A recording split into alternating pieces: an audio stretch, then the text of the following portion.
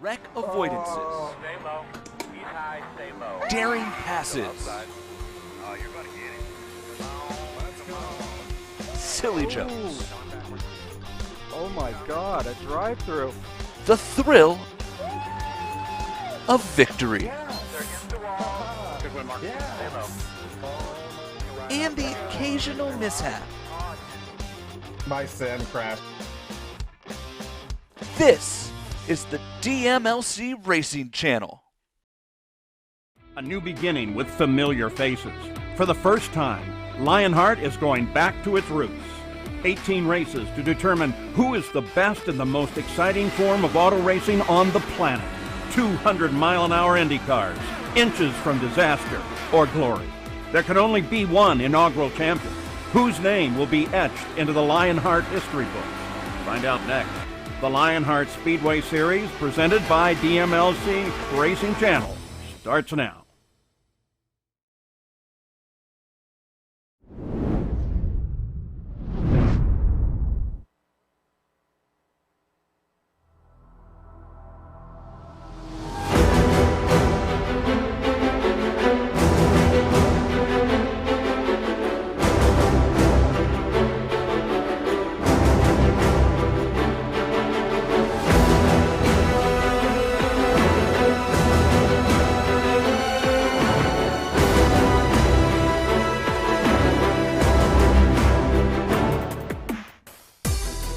The Lionheart Speedway Series goes from the heat of the desert to the shadow of the Gateway Arch, but one constant remains: short track racing. It was Tony Schowen that took his first victory of the season in a stop-and-start race in Phoenix to jump to the championship lead. But after a busy start to the season, today marks the start of the first break for the drivers. A full month between today and the next round of the 2021 season, but who will keep the hype train going? Here in the GRAAFix Esports 200, presented by SimSnap Photography.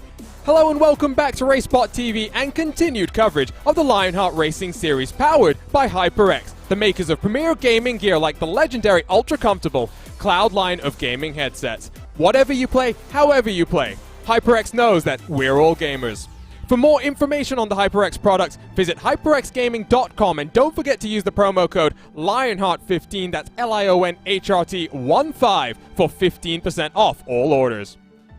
My name is Arjuna Kankipati, and along, as always, here on a Monday night is Justin Prince. TV cameras provided by RaceBot's own Tyler Maxson, with additional car cameras designed by Istvan Ballo and TrackCams22.com. Live timing and scoring is powered by our partners at timing71.org. You can follow along live or replay the action from tonight by heading to racebot.wtf/Indy. Let's dive straight into our sim experience countdown to green. Like I said, Justin, it's been an exceptionally busy start to the 2021 campaign. We've had 3 races just in the last couple of weeks as well. We'll get a bit of a break after today, but I think tempers will be flaring here today. This is the type of racetrack that brings out what should be a very talented driver, because this is a driver's track. One with 2 different types of corners at the different ends of the speedway. And in turn, could potentially bring out some drivers that are going to be trying to battle hard throughout the aero wash and trying to be daring, especially in turns 1 and 2, to try and make moves at the tighter end of the speedway, or try and run to the high line and get a run through turns 3 and 4. This track challenges many, but it's also one that in turn can catch many people off. Several competitors in final practice have been struggling on the turn 2 exit with the tightness of the camber of that corner exit. It's always been a challenge, regardless of the car chassis and the car type. It's going to be the same type of race, I think, tonight, where it's going to challenge even the best of the best. And after what has been a quite busy start, Justin, I mean, all of our races have had some sort of back-to-back component through March, April, and May. I think this is a nice break. The month of May, all eyes on the Brickyard and activities trackside for the Indy 500. It does start to slow down a little bit more. The pace will kind of relent. We've seen a lot of wheel-to-wheel action and a lot of contact in some cases. This might just enable drivers to reflect and maybe relax a little bit more between round and round.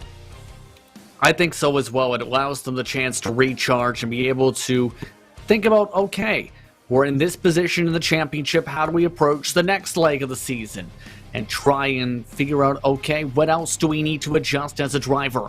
It allows that opportunity after tonight. But the question is going to be who will get momentum to carry forward towards that break. We're taking a look at some of the tracks, pictures of the track action. Practice underway here.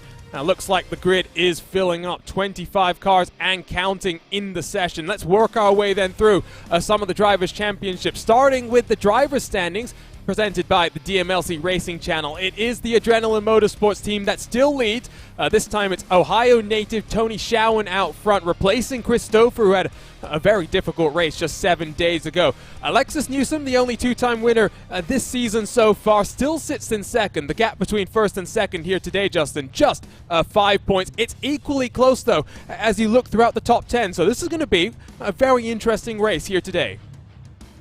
Yeah, last race was one that definitely shuffled up the point standings for some because drivers like Stouffer, like others such as Barrett Rolfe, had good chances to gain some valuable points since they were able to, in some cases, get themselves out of trouble up until the last few moments of the race. And now they're in a spot where they're going to be having to hope that they don't have to rely on that said race. Or in turn, for some, it was a great opportunity to be able to jump up the points. Overall, though, Tony Schowen was able to take advantage with the track position and the tires there to come away with what was an exceptional victory there. It was. It's been a consistent start to the season for Schowen. That the first victory, maybe it will spark the flame there to really propel the championship hunt forward. You can take a look at these team standings presented by HyperX. It's Adrenaline Motorsports really starting to build up a buffer. Not just Stouffer and Schowen that have been consistent. Branch has been pretty quick throughout the season as well. Team Race Fleurs, black and red, they're second and third. Synergy Motorsports, they got an outfit in fourth as well as seventh. The factory back team that picked up Alexis Newsom, they are working their way up the championship standings. What can Nick DeGroot and company do here today? Also, by the way, they got Robert Malechka on board, one of our other race victors, so lots of strength for factory back. Take a look at these rookie standings presented by Butt Kicker here, Justin, because while Newsom leads, Van de Sant has been strong, Matt Taylor has been very strong. Someone like Barrett Rolfe, yet to taste victory in Lionheart competition, is going to get one of those victories this season, I would think. And you can even look at Dean Moll, who won our season opener back in March. I think eventually we'll see Rolfe in victory lane. It's just a matter of luck, and unfortunately, last race, the luck wasn't there. But overall, it's been very competitive because many of these drivers are new to competition and Lionheart action. It's a chance to be able to build themselves up. For Newsom, has really been impressive in this season, especially when it comes to some of the strategy. Van de Sant as well has been also very quick. So those drivers at the top of the rookie standings looking very impressive. I am liking, by the way, some of the side-by-side action that we're taking a look at in the background as we watch the cars working their way through the last 180 seconds here in open practice. Quick look at the series details presented by Minus 273, the premier name in karting gloves. Their industry-leading gloves are super lightweight and durable, made of a breathable poly spandex. Whether you're a kart or a sim racer, Minus 273 gives you the control to reach victory lane. For more information on Minus 273's full line of gloves and apparel, visit minus273.biz, and don't forget to use the promo code Minus273LHRS15 for 15% off all orders. Working our way through the month of May, trackside activities, of course, at the real Indianapolis Motor Speedway. We'll return there for the second of our Triple Crowns in just a couple of months' time. But of course, this championship battle has been so important. So interesting as well. The custom fix setup has meant a very interesting sort of racing dynamic, and as we return to this egg-shaped oval, Justin, where we've seen 3 different winners in our trip so far, I think that stat is slightly wrong there. It's going to be interesting here in the DW12 how we really see them racing wheel to wheel. It's going to be an intriguing race because you can tell by the differences in margin of victory, especially the smallest margin. It can be fairly close. But there's also the chance if you get long runs for the track to really separate out. Up to 4 seconds, that differential with the largest margin of victory. This is a track where air wash can definitely come into factor, but it's also one where overall it's going to be where you need to try and be patient. because this is the track that attrition can potentially spark up, as talked about in turn 2. This is going to be interesting on how this all plays out tonight. Christopher is the all-time lap leader at Gateway, not just in the DW12 era, but including the IR18 era as well. He has not had a victory, led a race-high 103 laps back in Season 5, not getting the checkered flag. That was his teammate Joe Branch instead.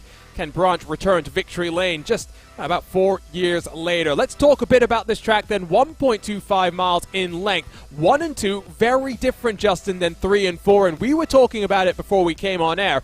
Watch for turn 2 to be where cars maybe struggle off the corner. In several cases, I've seen people spin around. In practice, it's been slamming to the outside wall with the banking of 11 degrees in turns 1 and 2. Bit more camber as well, much tighter end of the circuit. Then you have turns 3 and 4, which allows you to go near full throttle and allows multiple different groups to pop up. Just 9 degrees of banking there, where drivers I've seen in the past be able to utilize the very top line, trying to get some clean air and get a run off the corner.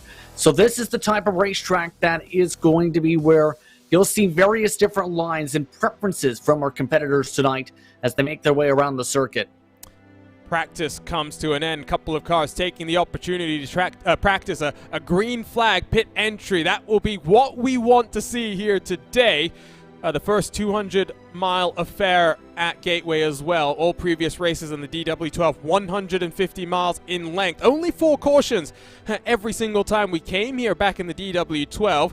And with the additional 50 miles and a relatively short grid, let's see we can keep the numbers low here today and make sure that attrition is not an important factor in terms of race results. Cars rolling themselves out for this solo qualifying session. 5 minutes on the clock.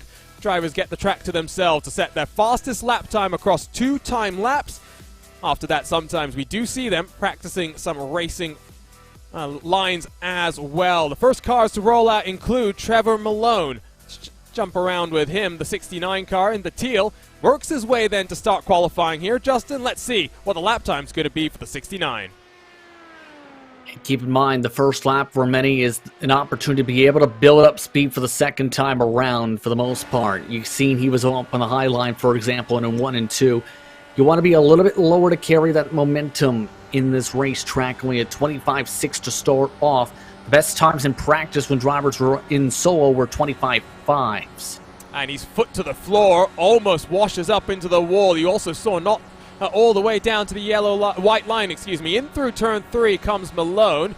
This time does paint the white line just that little bit more. Qualifying lap record back in Season 5 at 24.365. It's a not even going to count there, as I think that issue through turn 1 has probably cost him big. Guyon goes to provisional pole. Let's check in with Barrett Rolfe. He's rolling himself off of pit road, and we were talking about his strength in the pre-show, Justin. I mean, what can you say? Experience in the GT Academy coming into this. He's been a revelation in the Speedway Series in 2021.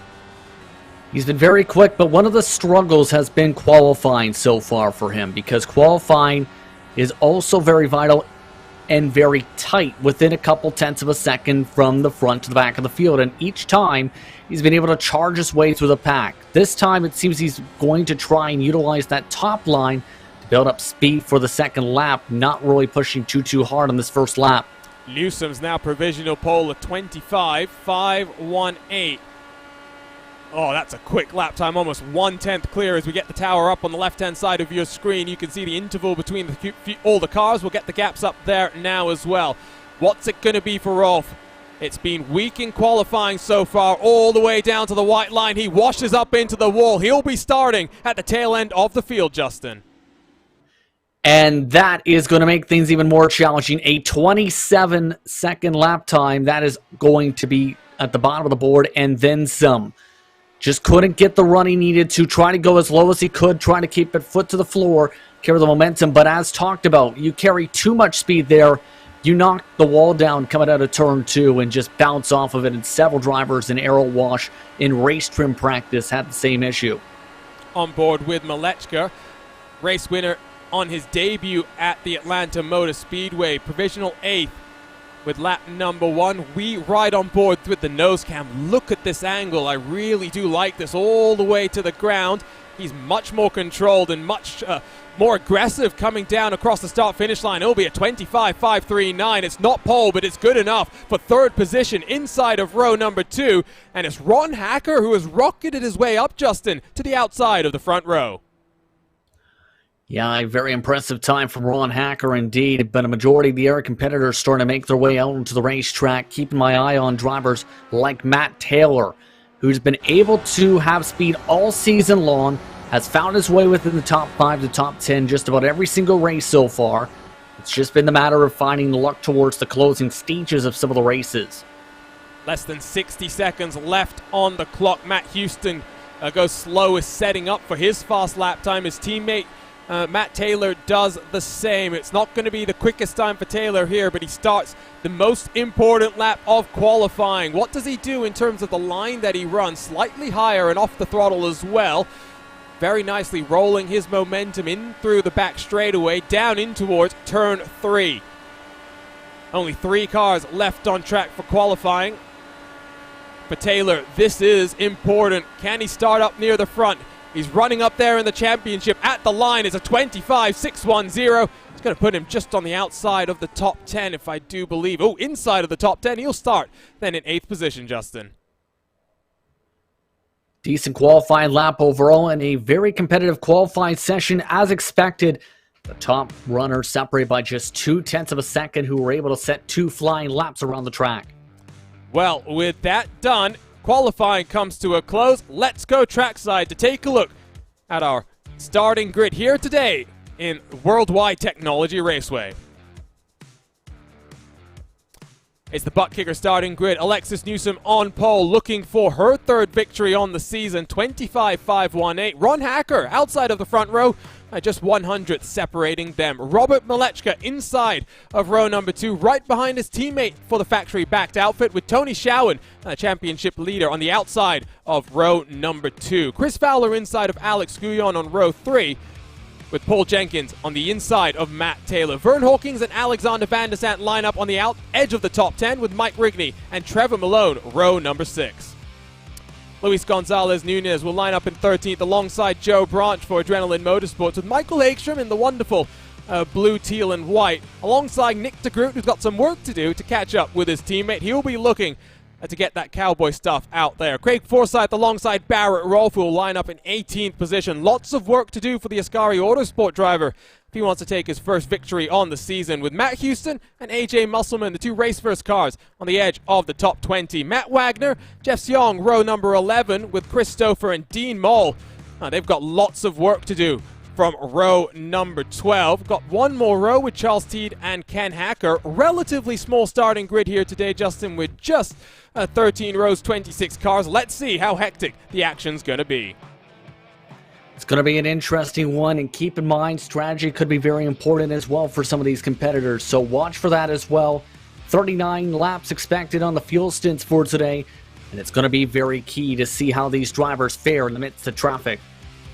As always, we've got some onboard cameras to take a look at, so let's cycle our way through them as the cars roll their way off of the start-finish straight. First up, it's Tony Schowen. He's got the HyperX on board. Whatever you play, however you play, HyperX knows that we're all gamers, and HyperX is always ready to game. Then it is Chris Stouffer with the onboard, as we'll be following along with the 13th Chris Fowler, I should rather say, with the Chris Fowler Racing on board. Join Chris Fowler on his sim racing journey through his live streams. Visit Fowler Racing on Twitch. Alexis Newsom, pole position sitter. She's got the butt kicker on board. What you see and what you hear is what you feel. For more information, visit thebuttkicker.com. Not just those 3 cars, as always, cameras on all of the cars on the field, and some wonderful trackside cameras as well. 160 laps on the agenda here today. 3 pit stops expected as well. Competition, commitment, excitement. This is Lionheart, and we are about to head into the first of the breaks that the drivers have had. A hectic start to the season. Only 1 repeat winner, and she is on pole, looking to make it 3 victories on the season. The pace car will pull down onto the safety of the pit road, leaves the field in control of Alexis Newsom. We are green flag racing here in the GRAAFix Esports 200, presented by SimSnap Photography. Great launch for the pole position sitter, but here comes Malechka already up into second place. It's a factory-backed 1 and 2 as we work our way out of turn 2. Wonder if there's a bit of team coordination there, but that was very well timed to say the very least from the inside line. Several drivers took advantage. Tony Shalwin already looking to dive to the inside, meanwhile, for a top 5 position. It's Tony Shalwin, and as well behind him, Paul Jenkins, Alex Guyon, who are side by side. Across the start-finish line, it's Newsom leading from Malechka, Ron Hacker in third, Tony Shalwin in fourth. Here side by side with Chris Fowler, who will rocket around the outside to hold on to the position. And for now, Shalwin falls into line. Let's see how this race is going to play out, Justin. How racy will they be in the opening stages of this race?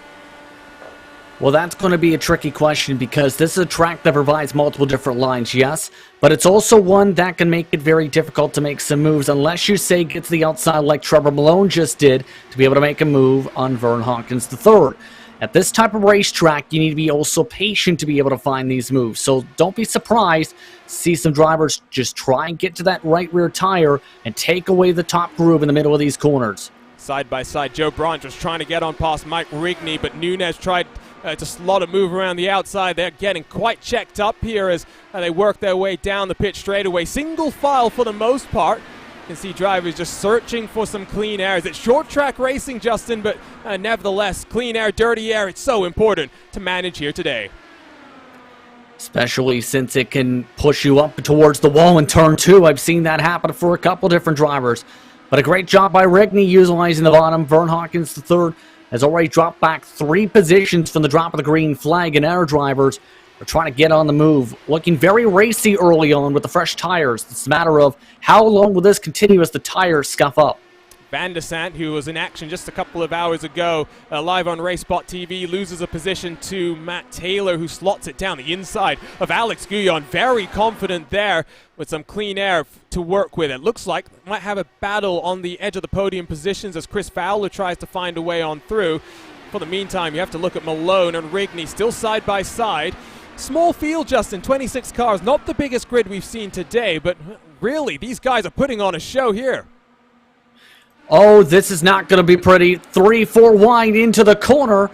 Trevor Malone nearly got hit by Rigney as he tried to clear himself coming off of turn 2, and that just bottlenecked everybody, and that lost a lot of momentum for everybody and lost them a ton of time to the rest of the field. It's lost them a full second, you're right, as now Joe Branch is up into the top 10, took advantage of the situation. Barrett Rolfe is trying to do the same. He's already up 5 positions on the day. The Ascari Autosport driver next up will be Mike Rigney in front. There's Joe Branch and Vern Hawkins swapping around on the edge of the top 10. These cars have to make sure they don't check each other up too much now, Justin, because if we can take a look at a slightly different camera shot that will show us the extent of the gap to the cars in front, it will continue to grow if these guys fight side by side. Yeah, we've seen in several cases throughout the season be up to 2 to 3 tenths already. It's been for some around that mark here at Worldwide Technology Raceway. So in our words, these drivers, if they want to catch up to the rest of the pack, need to start working together and be a little bit more patient at this point. I understand the importance of the track position, obviously, but you also need to be able to think, if you want to be able to get yourself the race win, possibly, you have to be able to stay with the lead pack. On board with Joe Branch, who's now sniffing around a top 10. His teammates well and truly have to try and just continue this ascent that they've got, the gap that they're starting to build, in the championship standing. Stouffer is up 7 on the day, working 16th position right now. Side by side, it's Rigney in the all-white DW12. Joe Branch will hold on, I think, through turns 1 and 2. It's close between them. Here comes Barrett Rolfe to take full advantage and Rolfe up into 12th position. Rolfe's making this look easy. He's been able to find the clean air pockets, and as well, he's been able to take advantage of a bit of luck because there were a couple cars in front of him that nearly made contact, lost a bit of momentum for a couple competitors. So now, Rolfe just needs to, again, get himself back towards the high line, be able to pick off drivers one by one. That's the best you can do, and you can see how much speed you can carry coming off with 1 and 2 here. Over under, here comes the 33 to the inside, down the back straightaway. Can he get up into the top 10 now? Or at least the edge of the top 10. Guyon in front is that 10th position. Rolf in the 33 manages to slot on through, and I don't think Joe Branch has enough to throw a move back. Meanwhile, out front, it is much more single file and orderly, Justin. I mean, for the two factory back drivers, what more could you hope for here? Newsom leads Malechka by just under 0.3 of a second. Ron Hacker has had a relatively clean start to the race after getting jumped on the start. Chris Fowler has held off the advances of Tony Schowen. Yeah, this is exactly what Factory Back wanted to see, I think, for this race today. They've been looking consistent. They've been looking calm, cool, and collected up at the very front of this field. They've been able to coordinate things and be able to find the right pockets. They're near dead even, in fact, on the lap times up at the front. 25.8 at the moment for both your top two drivers. Compare that to Nick de Groot. He's back in 18th position, still stuck in traffic. Look at the shot that we get down the main straightaway. You can just see the difference. It's now up to 1.3 seconds between Paul Jenkins and Alexander Van der Sant. Let's check in with Van der Sant, who is trying to pull away from Vern Hawkins. And these guys have a bit more separation now from the likes of Alex Guyon, Mike Rigney and company, who continue to scrap it out on the edge of the top 10. And they're too wide as Rolf looks to the inside here, Justin. He's finally going to get his way up into that top 10 here today. Just needs to be able to clear them by. That's the tough part, though. Look to carry a lot of good speed in the bottom of 3 and 4. But this is the tough part right there. You see right there how he pushed up and washed up. That forces you off the throttle because you have to be able to make sure you don't crash into the car above you. And in turn, that's bottlenecking everyone right here. He seems to be one of the few that I've seen so far really be able to execute next to the rumble strips to be able to make passes so far. Joe Branch to the inside as he tries to get on past Mike Rigney in the 00. These guys are getting racy. They're just checking themselves up more and more. 1.4 seconds behind Rolf is now from Vern Hawkins as they go 3 wide, and you get a wonderful camera shot there as Barrett Rolf, our roving cameraman, out on track. Chris Stouffer in the Croman Teal machine. Biggest mover on the day, Justin. He's up 10 positions already. He is right behind Barrett Rolf in carving his way up through the field. Yeah, 10 positions. Check that 9 positions right now for the time being in about 16, 17 laps. It's very impressive to say the very least. But right now, he's not been taking too much time. He's been just trying to find the right lines, and it's been working out perfectly for him. Right now, for example, seems Guyon is struggling up on that second line for the time being, but the preferred groove to come through 1 and 2, as we've seen maybe the top, that switches him up to the top to try and get a run now on Branch. This is going to open the door for Stouffer. Does he take it 3 wide? No, he doesn't. Just about checks up there, avoids the bump draft. Working our way down the back straightaway. The two teammates are side by side, but Branch is going to be aggressive and try and force Guyon to run that slightly higher line. They still work side by side. I tell you what now, Justin, these two are losing track of the cars ahead as well. Yeah, all this side-by-side has been creating little packs now, and this has to be frustrating for a couple competitors to know that you may be quicker, but it's also to where the aero wash is starting to come into play right about now. This is where the tires are really starting to factor in. Jump on board with Tony Schowen for a second, one of the Adrenaline Motorsports teammates. He's got your HyperX on board, of course. It's been passed by Matt Taylor, who's looking very strong in the early stages of this race. Must say, rookies really have been dominant this season, and I mean, it's been Adrenaline Motorsports and their veterans, Justin, are really taking the charge to the rookies. And I mean, for Stouffer and for Schowen, they continue this consistent run that they've got. They'll be looking very pretty as we see it's almost 3 wide for second position. Yeah, the rookies have been very competitive so far. Have shown a lot of talent across the iRacing platform to get themselves to this position.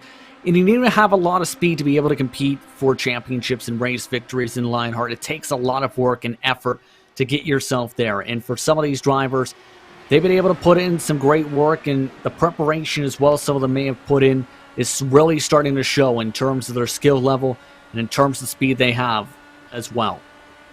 On board with Chris Fowler in the race first red. He's been on pole a couple of times this season, if I'm not mistaking myself. Just not being able to convert that to a victory yet today. 22 laps done here in the GRAAFix Esports 200. It's still factory backed at the front. They are scrapping it out like madmen further back in the pack. And I must say, let's check in with them as they fly their way through turn 1. Joe Branch fends off Nunez with Malone and Moll almost side by side. Another car making up an impressive number of positions, Justin, is our season opener winner, Dean Moll. 7 positions gained so far in the 23.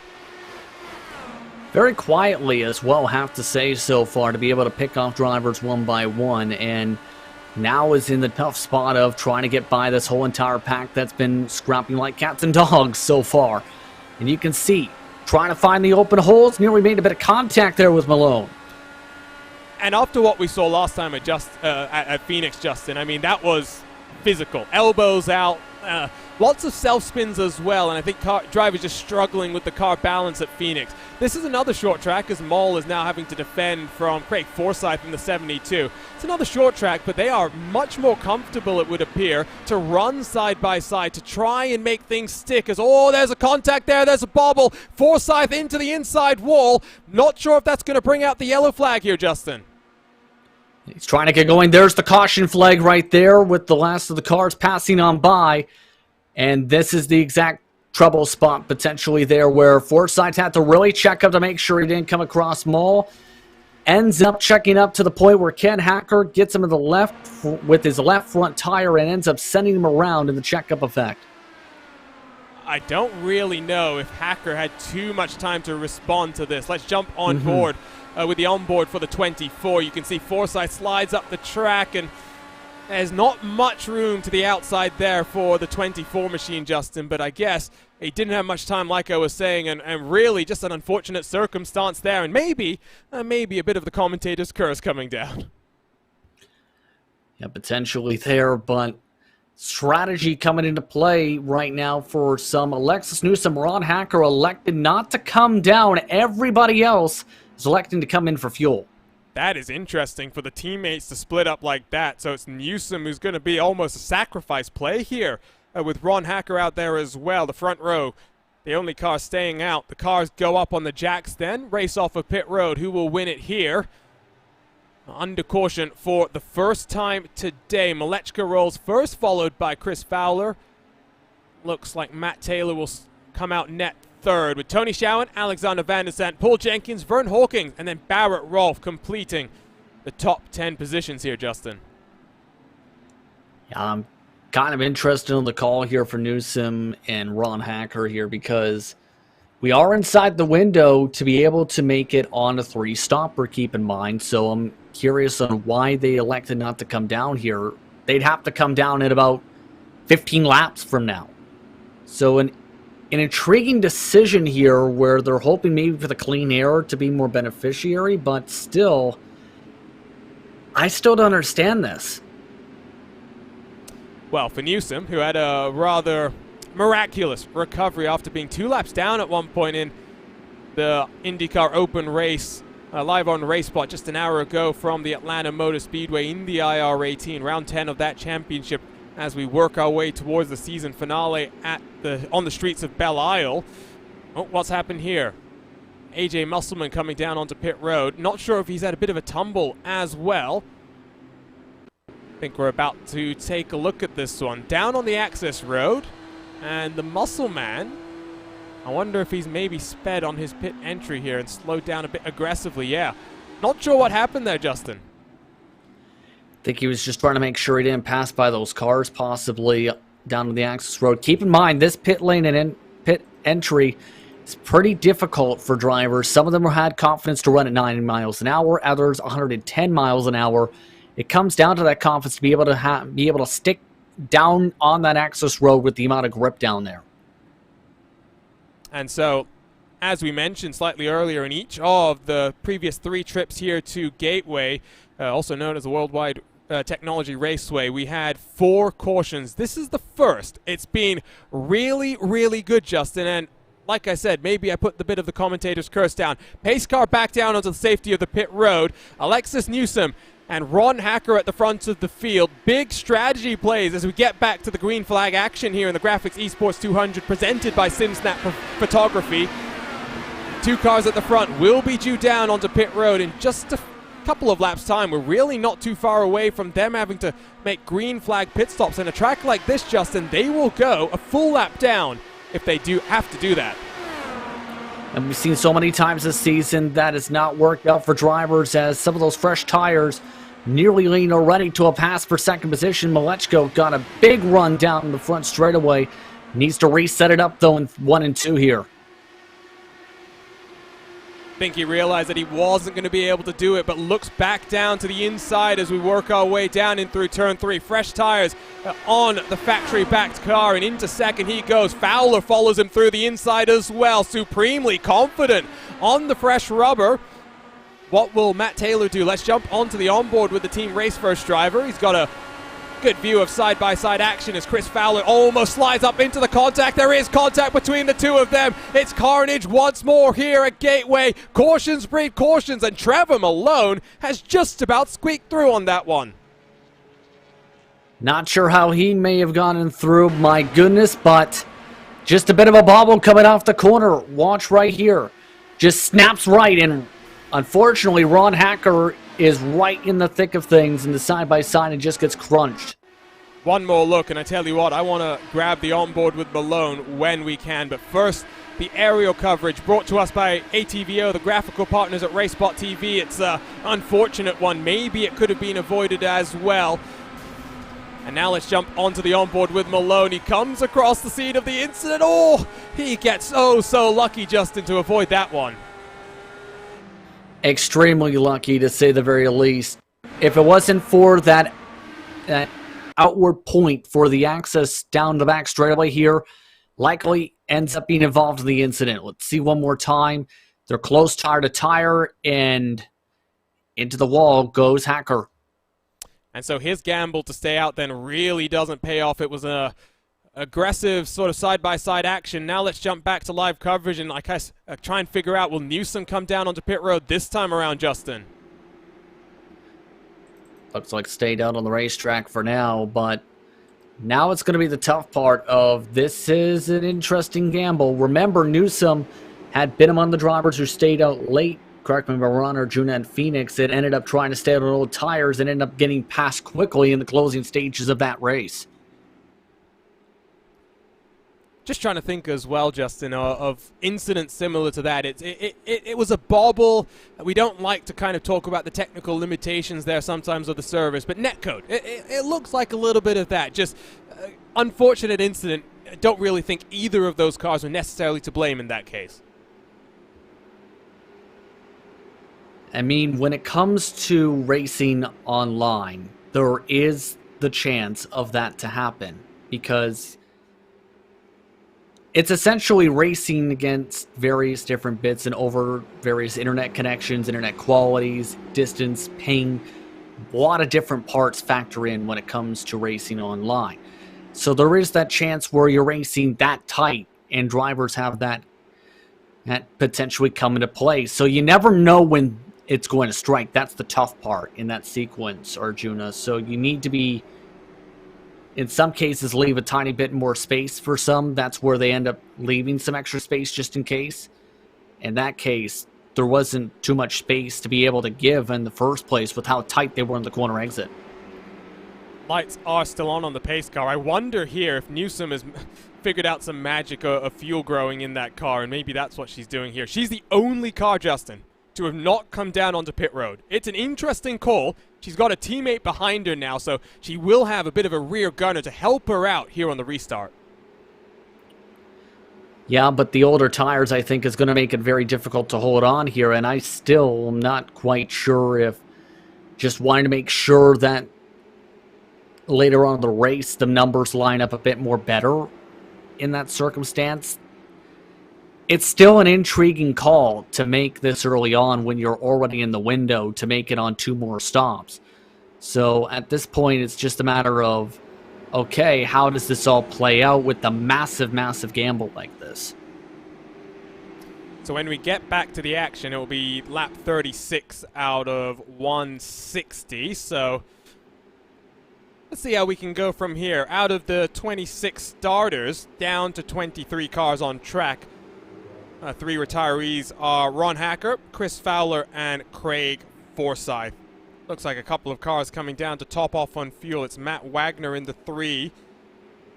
He will cycle to the tail end of the field. Lights off on the pace car, and I'm still a bit confused about the strategy from Newsom, but I guess we'll figure it out once the green flag waves once more.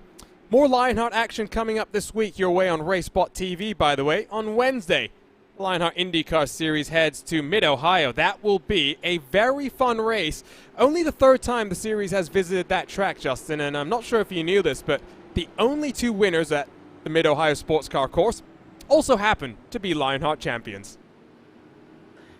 Absolutely. It's going to be an intriguing race because it lends plenty of passing zones, but plenty of danger zones around the racetrack. Curious to see how many drivers dare send it through the keyhole and try and battle around there. But I think we're ready to go back green racing here. Newsom likely going to have to come in within about 10 to 12 laps after this restart. So she's not got much life left in those tires either. She picks up the throttle. Great jump from the factory-backed cars, and the green flag is back out here in the GRAAFix Esports 200. Looks like a good jump from Tony Showen. Looks to the inside immediately, searching for a podium position. Trying to get on past Matt Taylor. Nothing doing there. And here comes Alexander Van der Sant down the back straightaway to try and take advantage down in towards turn number 3. See if Showen can hold off on the outside line. Answer is no, though. We've seen if you can get a big enough run on the bottom line and clear on by 3 and 4, you're in a great position to be able to complete said pass by the front straightaway.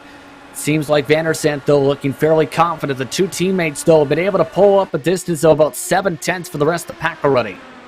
There goes Showen back down to the inside of Van der Sant as they work their way in through turn 3. It's almost contact between the two of them.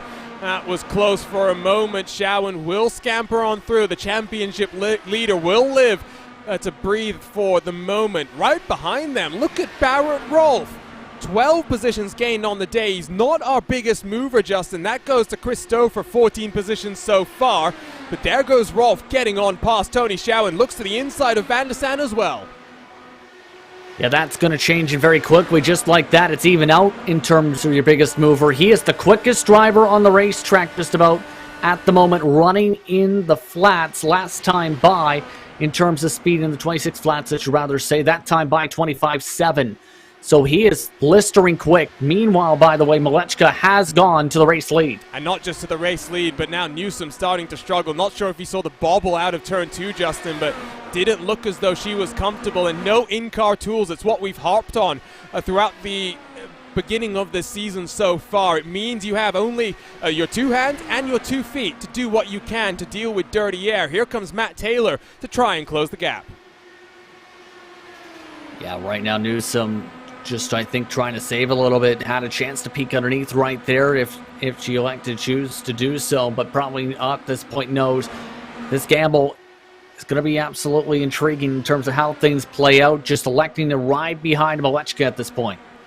Christopher side by side with Paul Jenkins, who I think will be thrilled that he's at least here on lap 41 of 160. It's been a difficult season for the AeroX Racing driver. Stouffer gets on past around the outside. 16 positions gained for Indiana native Chris Stouffer, and works his way through turn 3 and 4. He knew he was starting at the back here, Justin, and well, his attitude wasn't necessarily checkers or wreckers. He was very focused, though, on charging up through the field like this. He's already right behind his teammate, Tony Showen. Done a very impressive job of that quickest driver on the track last time by as well. He's been able to utilize the various different lines as well. Looking like he's not going to back off now once again. It's a little bit of help to be able to pull his way on inside the top 6 already. We get this wonderful look down in through turn 1. The leading 3 cars have scampered away, but it is Barrett Rolfe who has gone and passed Alexander Van der Sant. He is sniffing for his first Lionheart victory, and he is now working his way towards the podium positions as well. For Alexis Newsom, the struggles continue. She's coming down onto pit road this time around, and she's on the grass as she makes her way down on the entry here, Justin.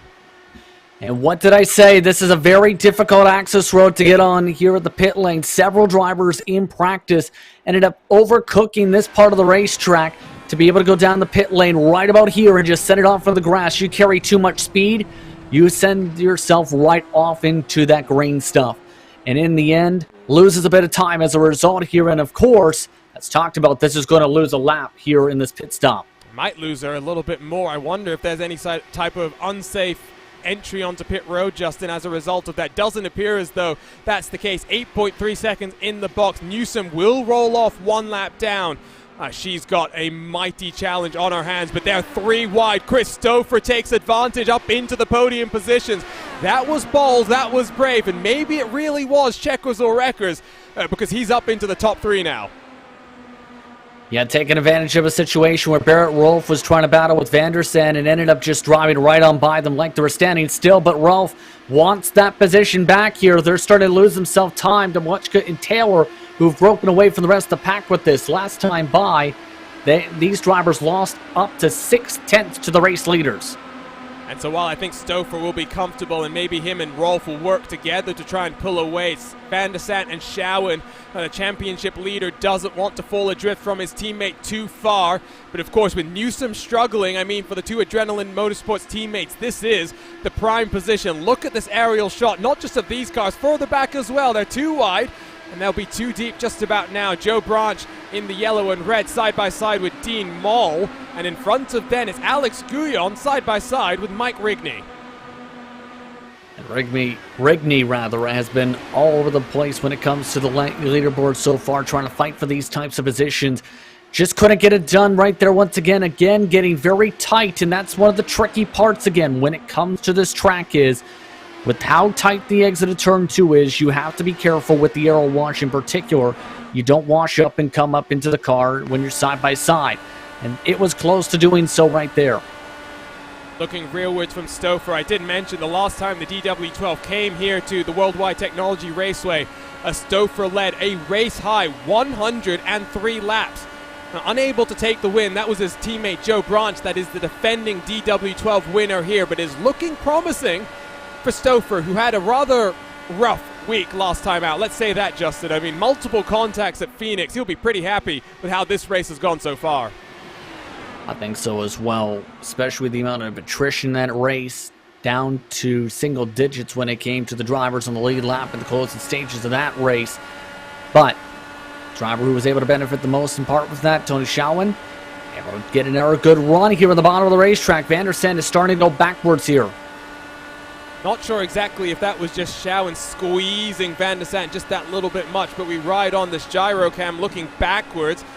It looks like Paul Jenkins defends from Vern Hawking. So now the separation is starting to come down between the peloton that's chasing, but Chris Stouffer still finds himself about 1.3 seconds adrift from the race leaders. It looks like Matt Wagner is down onto pit road this time around. We'll check in with Barrett Rolfe and Chris Stouffer across the line. They seem to be swap drafting here, Justin, but not in a way that we're really going to see this weekend in the 12th annual iRacing Indy 500. It's more as though they're costing each other time coming down through turn 1 and 2.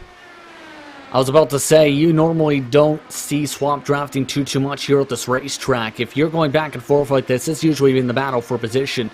And they are now finally starting to get to where they're, I think, realizing, okay, we've cost ourselves a lot of time. It's time to work back together and get back into a line here, because it was about 1.5 seconds these drivers pulled away. Rolfe, though, is now starting to close into the gap a little bit and bring Stouffer with him.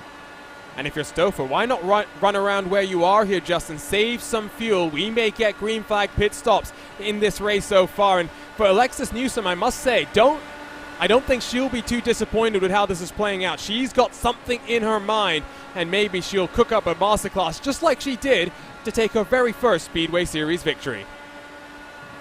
Now remember as well, at Texas in particular, strategy was very key for Newsom to be able to save a lot of gas in that race, be able to make it to the checker flag.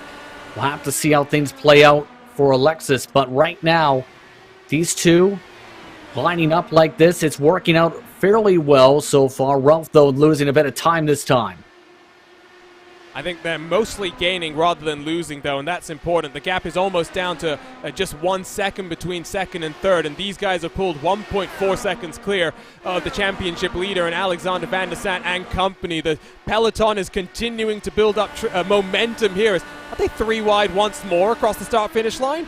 I don't think they were, but for a moment I think they thought about it.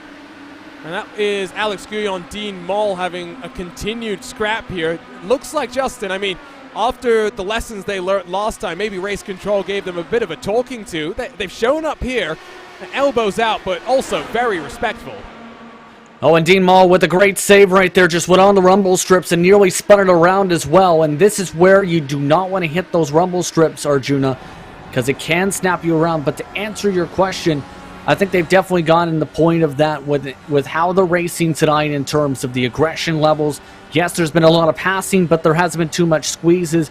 And when they know they can't get clear, they've been giving a lot of leeway on the corner exits here so far tonight. Gap out front, back up to 1.3 seconds between second and third. So not sure if momentum starting to favor Malechka now, who is very much building up the speed. Could he be on the cards to become only the second multi-time winner on the season, Justin? For Factory Backs, they must be thrilled at how things are going. Absolutely. I think we might see that team rise up to the standings by especially the second half of the season. I wouldn't be surprised with Malechka in particular to see Factory Back battling for the top spot in the team title shot. But right now, Stouffer and Rolf are starting to hold each other up again. Again, they're fighting back and forth. What will it be across the line this time? It was almost just over a tenth for the last time. This time a 25.827 for Rolf. That actually does close the gap, but I do think that they might end up costing each other a bit more time, because you can see left side of the screen, it's now 1.6 between the leader and the third place driver of Barrett, Rolf. Let's check in further back for now as well, because really is some great side-by-side action between Mike Rigney and Alex Guyon here. Yeah, Rigney's been very active when it comes to some of these side-by-sides today, and Guyon has continuously just struggled, it seems, once the tires start to settle on in, has constantly been trying to run the outside line. Might have just about grazed the wall in front of these cars, in fact, and now has been almost a cork in the bottle, so to speak, for many of the different battles today, has been that 08 machine. It's a bit weird sometimes, I feel, coming to Gateway in the month of May, because of course the very first major event that was held here at the Worldwide Technology Raceway back in 1997 on Saturday, May 24th was a kart race scheduled before the Indy 500. So it feels a bit weird. Of course, we're very excited about the Indy 500, not just here on the virtual iRacing service. It was Phil Krause taking the fixed 500 just this past weekend, coverage live on RaceSpot TV, and this Saturday we have coverage of the 12th annual Indy 500. Brandon Traynor looks to make it 3 wins in a row. That would be absolutely incredible. Checking in out front, there's been a swap for the race lead because they're side by side. Here comes Matt Taylor, no longer playing patient here, Justin. He wants the race lead. He's been just riding for a good bit of time now, and that time had an opportunity to poke to the inside, just couldn't get the job done, not close enough, and this is going to be the tough part, is trying to make the pass with a lot of the clean air being on Malechka's front nose. It takes a lot of skill to be able to get it done. As we've seen, you need to have a perfect run to get the job done to be able to make the pass, in my opinion. Working lap 38 then on the stint, Justin. We are approaching the fuel window as well. How is this going to play out then? Because when will cars come down first? I do think the undercut might be a little bit more strong than we've anticipated. The problem is always going to be if you come down early and you get trapped under caution, you might be 1 lap down. And I'm looking at the numbers here, and depending on when these drivers come down, we talked about it potentially making 2 more stops. I'm wondering if Newsom didn't feel confident in that possibly, and that might be the thought process where if drivers come in right about this 39, 40 laps or so into the stint, are they going to make it to 40 laps to go? And that's going to be something where the projections were leaning towards that possibility of being able to make it. It's going to be tight now with it being 160 laps possibly. Interesting. My mind is racing now. Maybe Newsom, that's maybe what she was thinking about. Where is she in relation to the entire field? Working her way down into turn 1, so almost the last car in the train. Only the muscle man is behind her. If a caution comes out, she will cycle through to the front.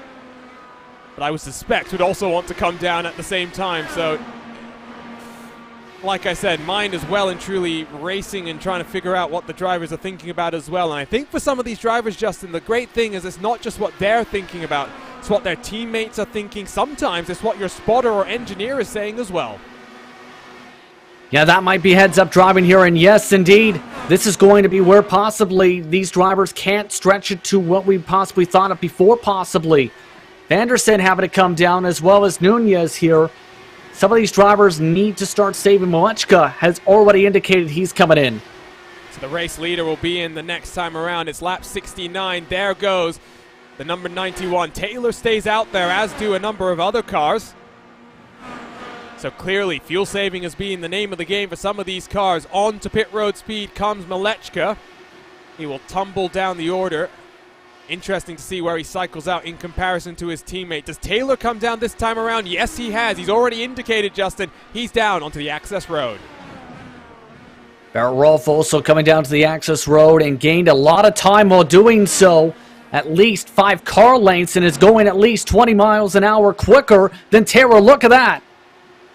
And the yellow cone, Justin, it's well and truly well down the pit entry as well, so you can attack. And for Barrett Rolf, he's made up considerable time attacking that pit entry.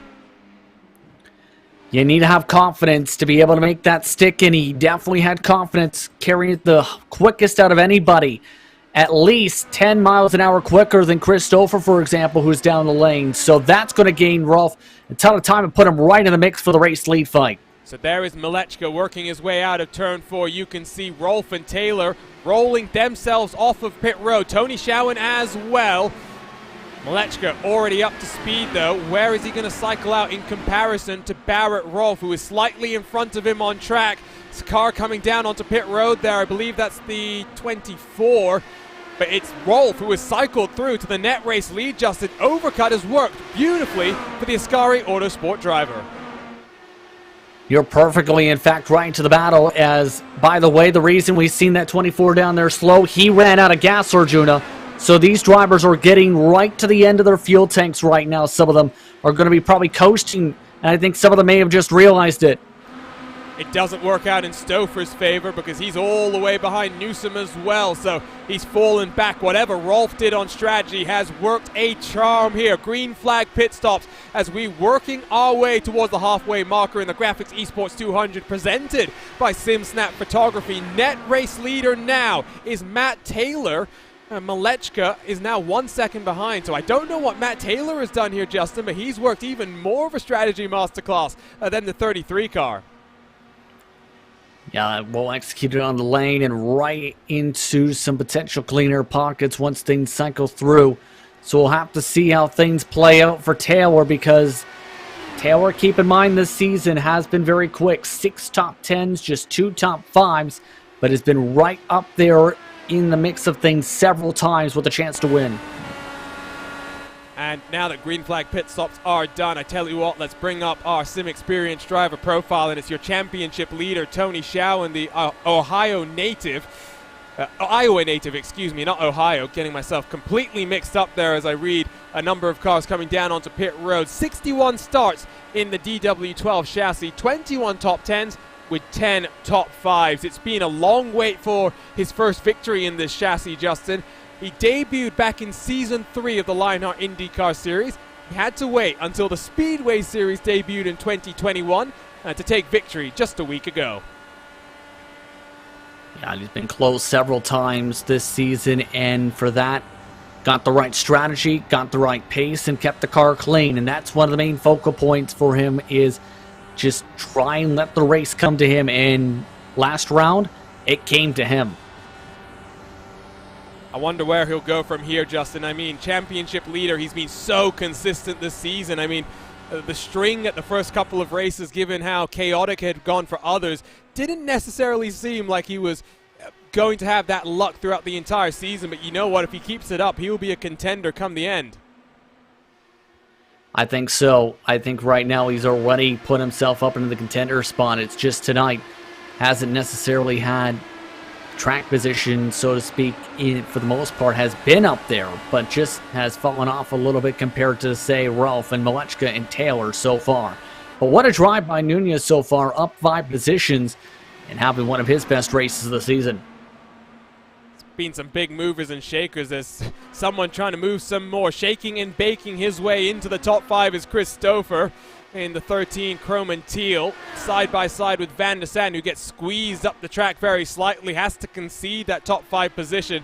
Stouffer almost cuts off the nose coming across the start-finish line. Lap 79 out of 160, Justin.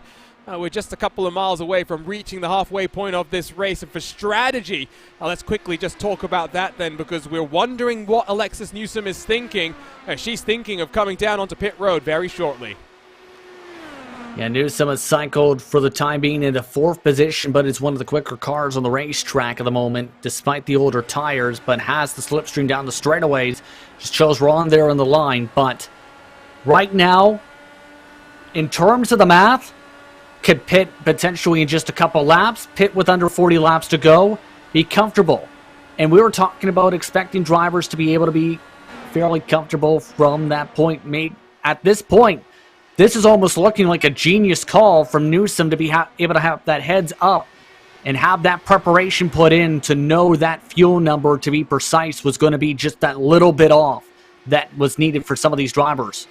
But what she does need, Justin, is this race to go green to the end. If it doesn't go green to the end, she could be in a world of hurt in terms of being trapped 1 lap down, trying to cycle her way back onto the lead lap, and from there she would be at the tail end. And you know, we've seen impressive carvings through the field in the case of Rolf and Stouffer. It's not been something they've done in a short amount of time. It's taken them 50 plus laps to be able to do that.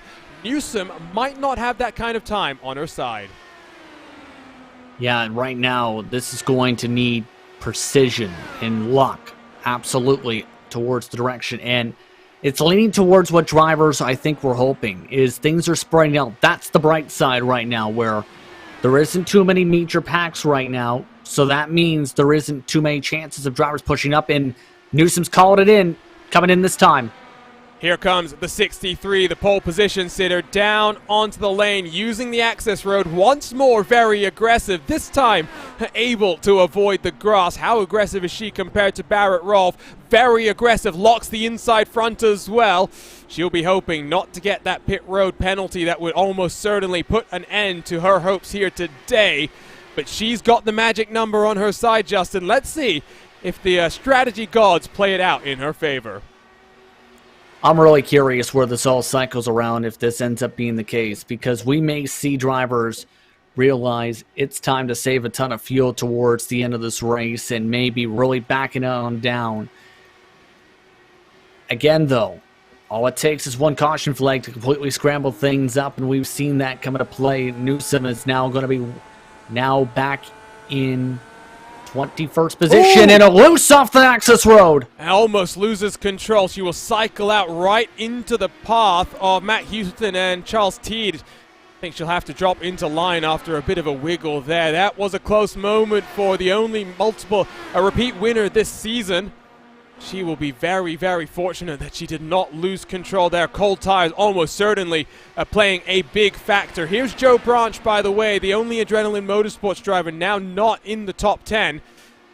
See what he can do from here, Justin. He struggled to carve his way through the defending race winner, but clearly you can't count him out given what he did the last time the DW12 was out here at Gateway. Can't whatsoever. It's just been the fact that he's been stuck essentially behind these two for much of this race, and I think has been really patient when it comes to this right now. Maybe trying to go with the fuel save right now, not showing too much urgency, slowing up a ton right now compared to some of these other competitors. Keep in mind, this pack, they aren't even reaching 180 miles an hour right now in this line, so they're definitely thinking big picture. Interesting. So maybe the strategy games are starting to play, and you can hear as well, Branch is lifting off before he even gets the start-finish straight. So interesting calls there. They're 12 seconds adrift from the leader, almost half a lap down. They're working their way down the back straightaway. The leader down across the start-finish line. There's Matt Taylor, 4/10 clear of Robert Malechka for factory backed. Barrett, Rolf, and Christopher have been unable to really close the gap here so far, Justin. They will need, I think, a caution to really challenge for victory here today.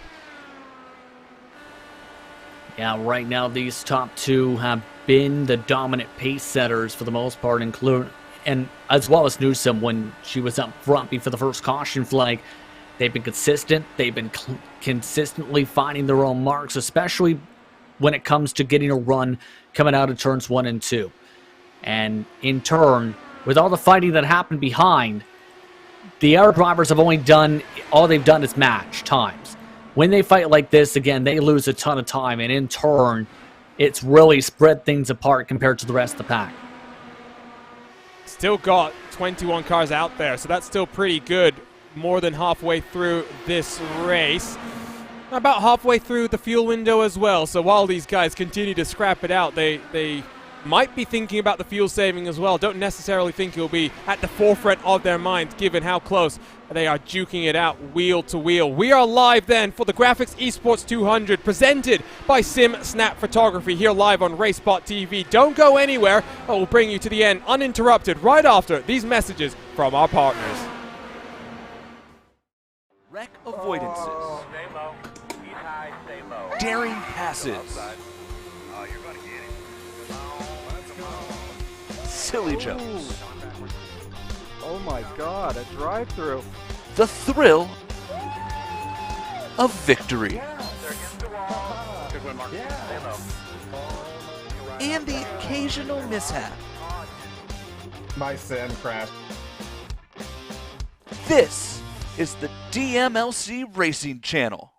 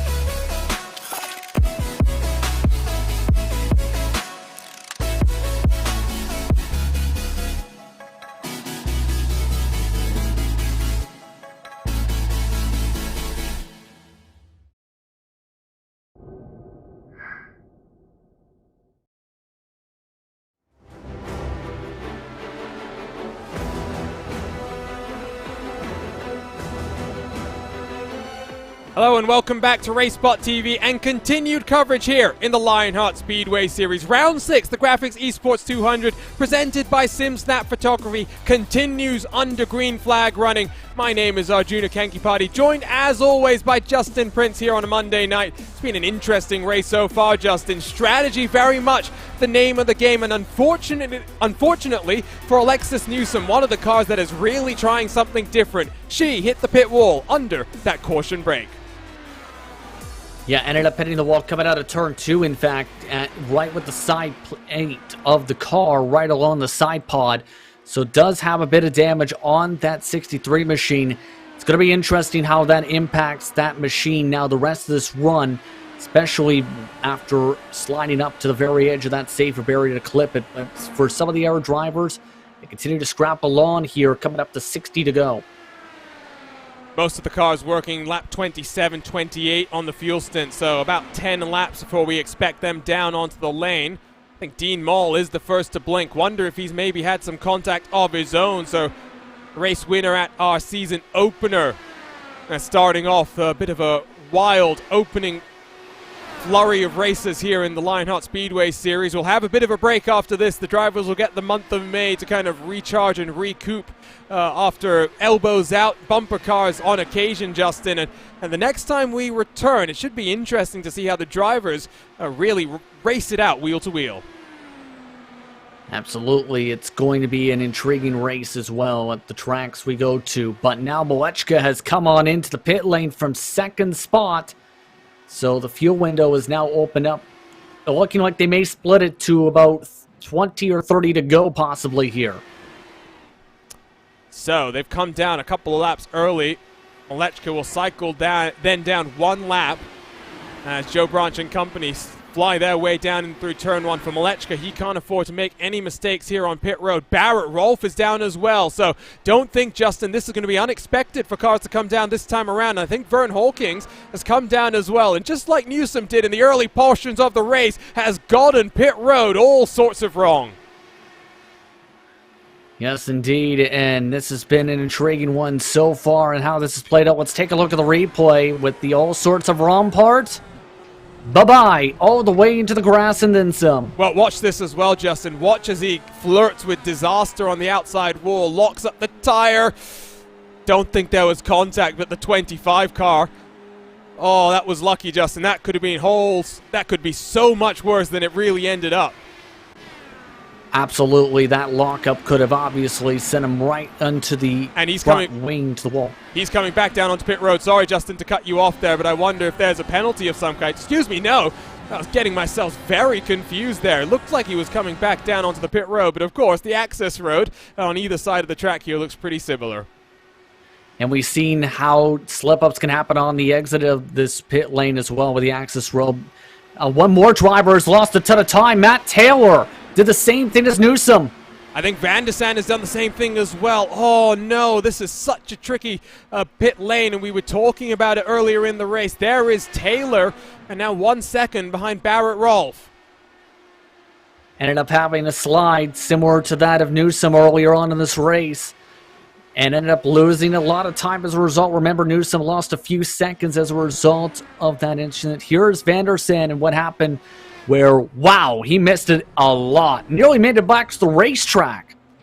Oh, I wonder if he's going to have the unsafe pit penalty. Yes, he did. He spent 48 seconds on pit road. So 100%. You can get dinged by the automatic race control here, Justin. Van de Sande flirted with disaster.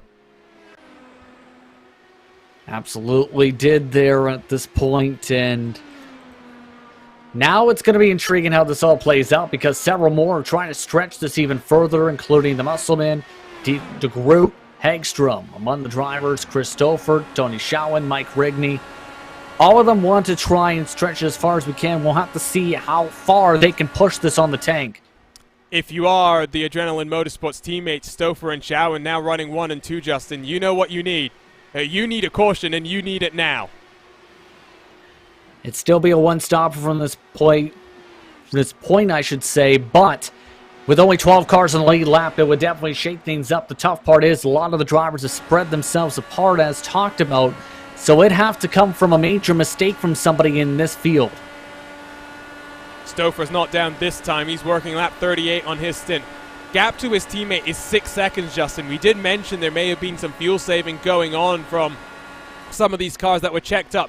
Not the case for Schowen, apparently. He's down onto the pit lane and not able to, I think, make this without an additional stop. Yeah, now this is looking even more and more smarter from Newsom by the minute. Will Stouffer come down this time? No, he's staying out there even further. So magic in the car of Chris Stouffer. I talked about the fuel-growing tree that Newsom may have planted in her car. Well, maybe Stouffer's done the same. In terms of lap time, by the way, Newsom has recovered decently after that hit to the wall, but finds herself 4 seconds adrift from Matt Taylor in that battle for the net race lead. More and more cars down onto pit road this time around, Justin. Just 9 still left out there on track. Here comes Chris Stouffer. Shion was also coming in this time by at the end of the lead lap, so this is now right to where these drivers definitely need to come in for one more stop. It's the matter of when now for some of these competitors. Charles Teed also is ducked down. I think everyone will be down this time, if not this time, then in the next 2 laps. We're watching then Barrett Rolfe. Where does he cycle out in comparison to Stouffer? They were close on track coming into the cycle. As the undercut worked or as the overcut worked here?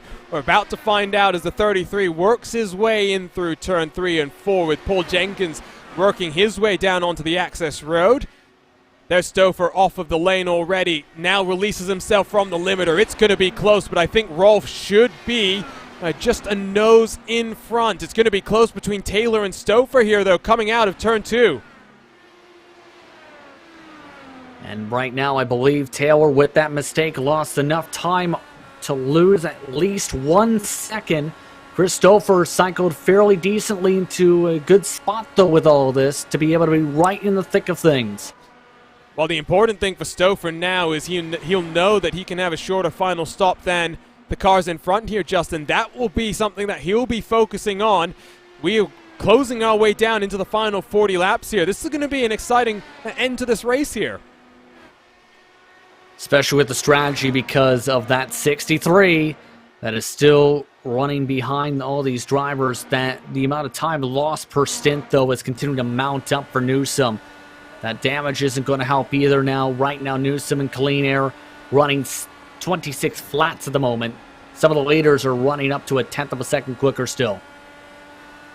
Matt Houston, Joe Branch, and the Muscle Man, the final 3 cars come down onto the lane. They are close, and you know what? If we get one more caution in the dying stages here, they may be ones to just risk it and stay out there in the track position. Nick de Groot actually staying out there as well, Justin. So there are a couple of cars that could try something different if the caution flies once more. Well, de Groot just came in this time by, so I think that closes up the pit stop stints, but this is going to be tight, I think, for much of the field now, for anyone to even try stretching. I don't think you can stretch at 9 laps for some of these competitors. So it's obvious that some of them are going to have to come in. It's just a matter of when they elect to come in and how much fuel they want to put in the car. Robert Malechka with a 2.6 second advantage at the front of the field.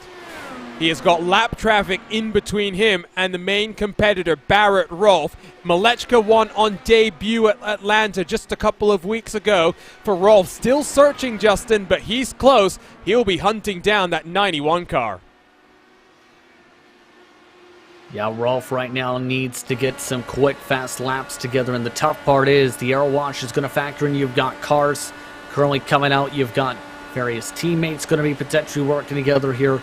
You have all sorts of different factors here. It's not going to be easy to pass by all the traffic because, remember, that's where Rolfe lost a lot of the traffic, or time rather, was passing by other cars for position earlier on in this race. So in other words, he needs a bit of luck here, I think, to close up this gap. Side by side, it's Shawan and Vern Hawkins, the championship leader, has to defend for 7th position. He's down 3 on the day so far, Justin. Hasn't been the easiest day for him in comparison, especially to his teammate. Now, challenging for the podium positions, but consistency, that's what wins you championships here in Lionheart. For Shawan, if he can muster up a couple more positions, work his way into the top 5 potentially, it's still more valuable points added to his total. Absolutely, and by the way, there is one driver I'm now looking towards to see what the 66 of Matt Houston can do, because remember those drivers topping off after the caution flags earlier on in this race, Arjuna? That 66 was one of the drivers who are doing so.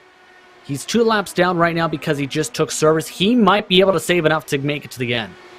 So we'll have to watch out then for that team race first driver, and the other team race first driver that sits on the 3rd step of the podium, Matt Taylor.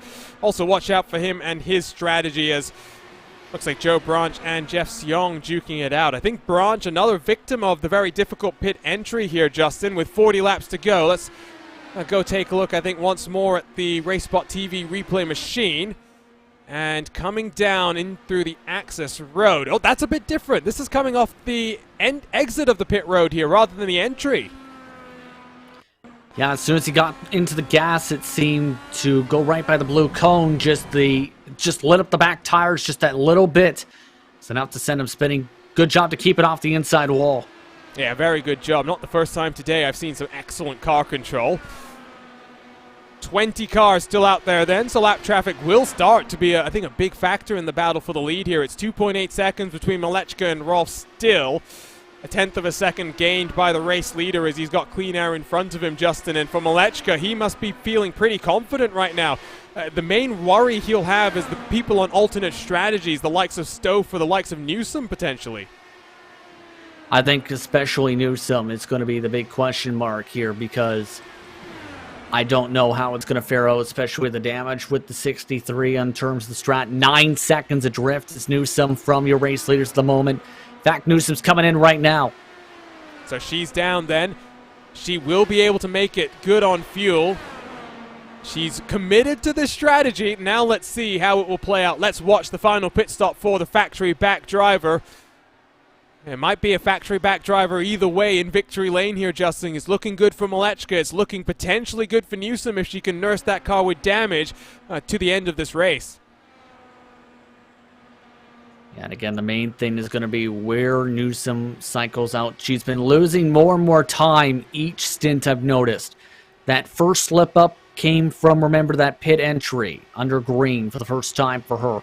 Losing a ton of time. That put her right behind the top 3. Then getting stuck in the Mara traffic and getting some damage, lost her even more time. And now it's about how does this play out the rest of the way for Newsom. Back out onto track right behind, I believe that's Alexander Van der Sant. It would be for position if not for the fact that Van der Sant does owe us a additional pit stop. So factory back now. They're first and they're 19th. With Nick de Groot somewhere in the middle. He's in 16th position, is the motorsports.com editor and writer.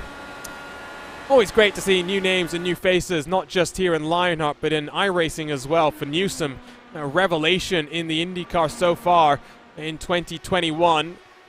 What can she do in the second half of the year as well, coming out of this little break that we've got on the other side of the checkered flag? It's still Vern Hawkins and Tony Schowen duking it out for 6th and 7th positions. Hawkins almost up into the wall there. Thought he was going to slam the wall coming down the front straightaway with how aggressive he tried to cut to the outside, as here comes more pit stops. It's Paul Jenkins elected to come in. Only came in about 15 laps ago. That is a very interesting call. I'm trying to pull up the graphic as quickly as he can. It resets to 0 then as he hits pit road. But I think he knows he can make it to the end from here, and I think that's at the forefront of his mind, Justin. So for Paul Jenkins, it's been a bumper car year for him. He's been usually bullied around the track on occasion. He'll be very glad that heading into the final 30 laps here, he's still out there on the track. Now, Paul Jenkins has had...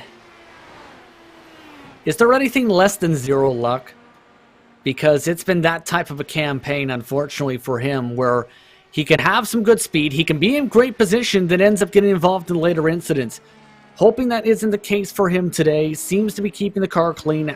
Got near contact one time. That's about it for his day. Trevor Malone, by the way, as we just seen coming in. On board with Matt Taylor here as he's chasing down Barrett Rolfe. These cars are losing track of Malechka. It's now 3 seconds and climbing. Here comes Rolfe down onto the lane, so he's also decided to come down, Justin. Matt Taylor will stay out there. How long will he elect, though, to do this and run around by himself?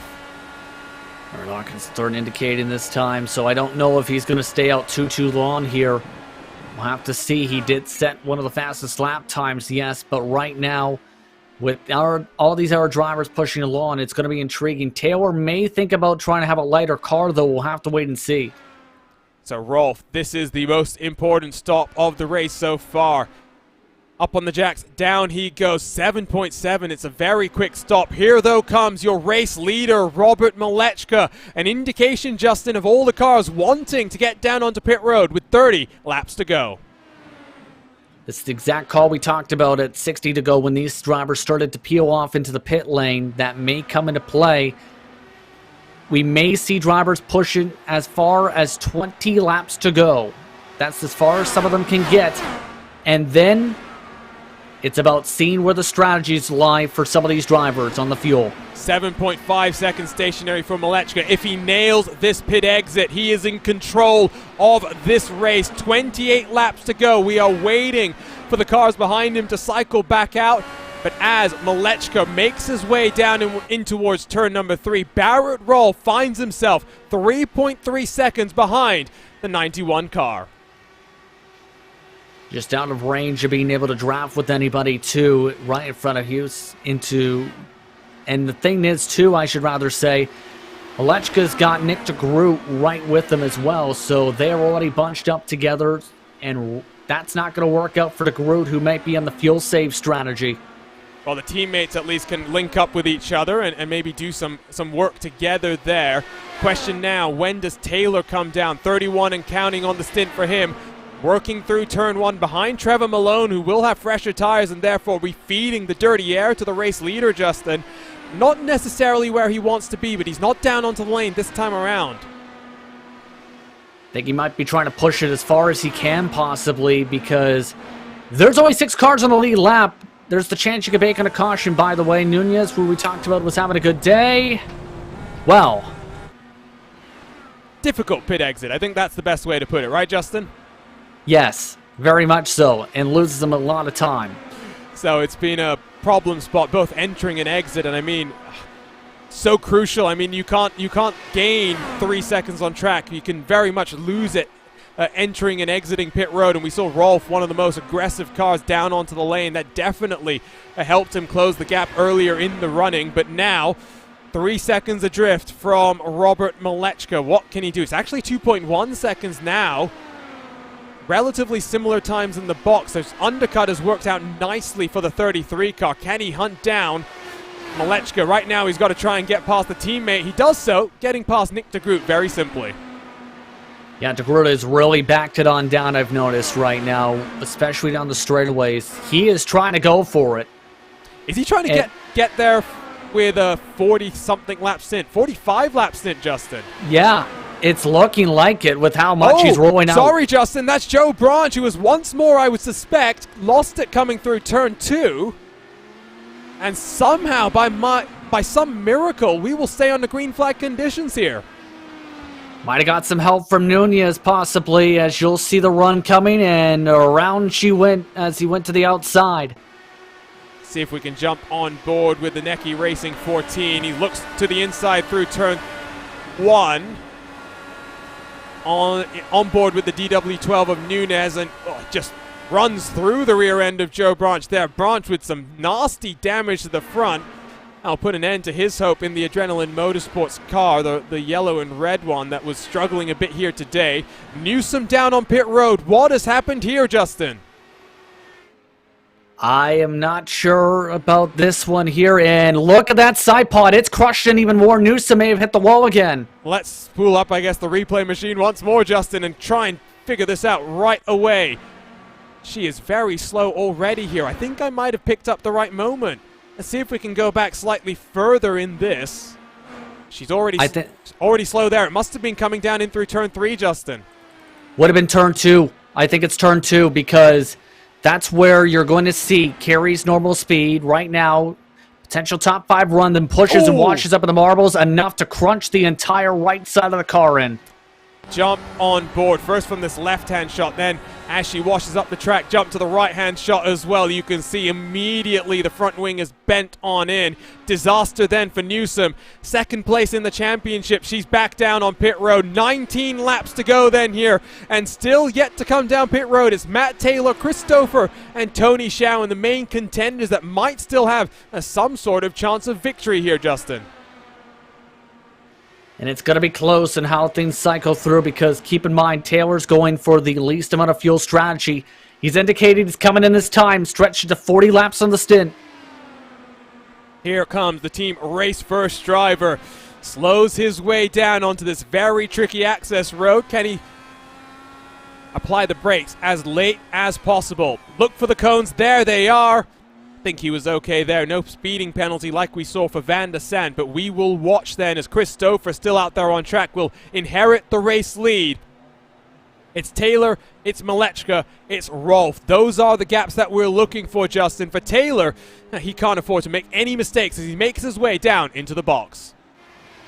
Looking especially towards the lane delta right now, because it would have been about a 2-second difference right now, but a quick-ish stop, 8.2 seconds for Taylor. There he goes, but Malechka's already going to round around the outside as Taylor's trying to build up the speed. Where's Rolf? There's Rolf coming in through turn 2 as well. It's going to be close, but the 33 should have second position. Gets into the draft as well. In through turn 3. Can Cold Tires defend? Doesn't seem like it can. 16 laps to go. It's Malechka in control here at the Worldwide Technology Raceway. And already Rolf is trying to break up this draft. He wants this podium finish. He wants to finish one of his best results of the season. The tough part's going to be, though, to get to Malechka, he needs to close up 2.2 seconds in 15 laps. I'm not sure if that's going to be the case to be able to close up unless there's some luck. For Newsom, she's working her way back down onto the pit road. Disaster there. Taylor versus Rolf. This is going to intensify. Can they afford to hold each other up and lose track of Malechka even further? Malechka might run into some traffic in front of him. You never know how these races could play out at this point in time. On the left-hand side of your screen, you'll see only 3 cars left on the leading lap here, Justin, and for Tony Schowen, the championship leader, I don't think he's any sort of factor for the victory here as Taylor down the inside of Rolf up into net second position. It's all about Chris Stouffer in that 13 machine and what he can do. Yeah, right now I think it can go an extra 4 laps, get within 10 laps to go. At this point, I think the gamble has to be they're hoping for a caution flag at this point. That's the only thing I can think of right now outside of how things could play out, because I don't think they're going to cycle there near contact between these two. That was close. That was risky from Rolf, but Taylor has managed to take advantage of his fresher rubber and slot his way on past. Rolf is 17 laps into the run compared to just 4 from Matt Taylor in the 8. So for Taylor now, can he hunt down the 91? 2.3 seconds adrift, and the gap behind already extended up to 0.3 of a second. Chris Stouffer works lap 38 here, Justin. He will be down onto pit road in just a couple of laps' time. Yeah, he's done a great job on the strategy to try and stretch things out, but right now, reality about to set in possibly now for that fuel tank. Tony Schowen's coming in. Chris Stouffer's coming in. And so now this is going to be vital. What's the delta going to be? Stouffer needs to nail this pit entry as well. How cautious is he being? A bit more cautious than Rolf, but he can't afford a penalty given his position in the championship. You'd have to think. Schowen down in front of his teammate. That's the extent of the advantage that Stouffer had over the 31 car. Watching then for Stouffer to make his way into the box at for the very final time. Relatively short stop there, 4.4 seconds. I don't think he took tires there. Stouffer is going to cycle back to the race lead here, Justin. Oh, what a call. What a call right here.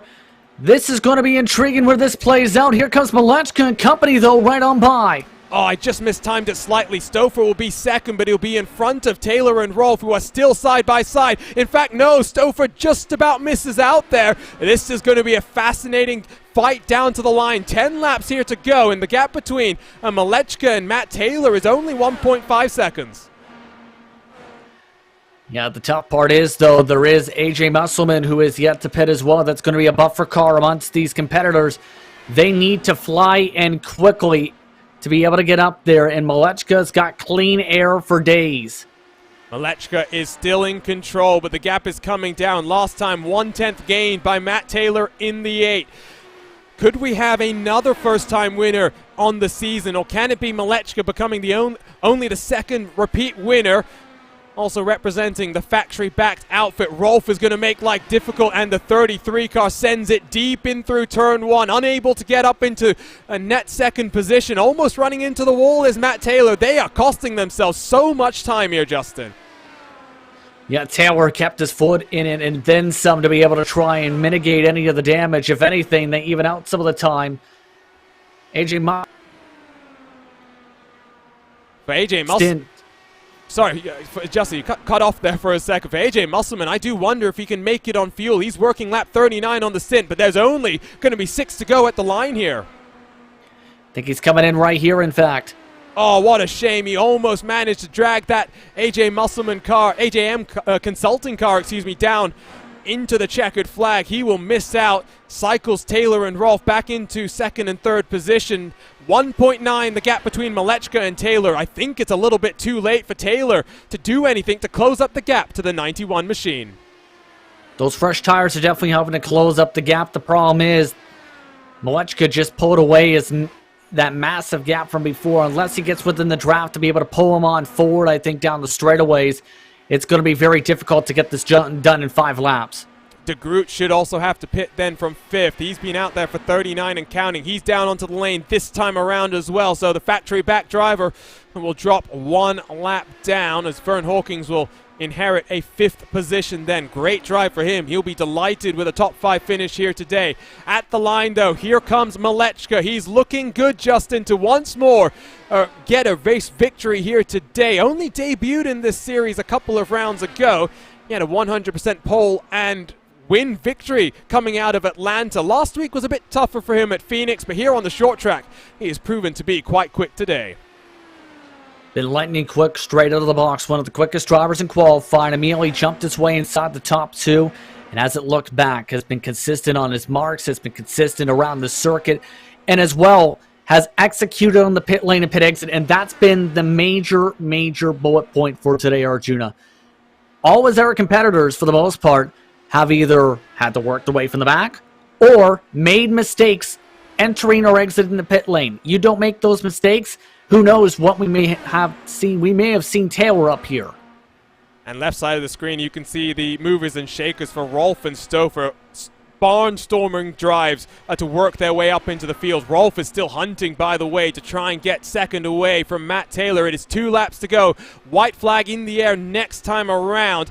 Taylor 1.3 seconds behind. He is not going to be close enough to try and move on Malechka in towards the final lap. The question will be, what can Rolf do to close and try and get a second? His first podium on the cards here. White flag in the air.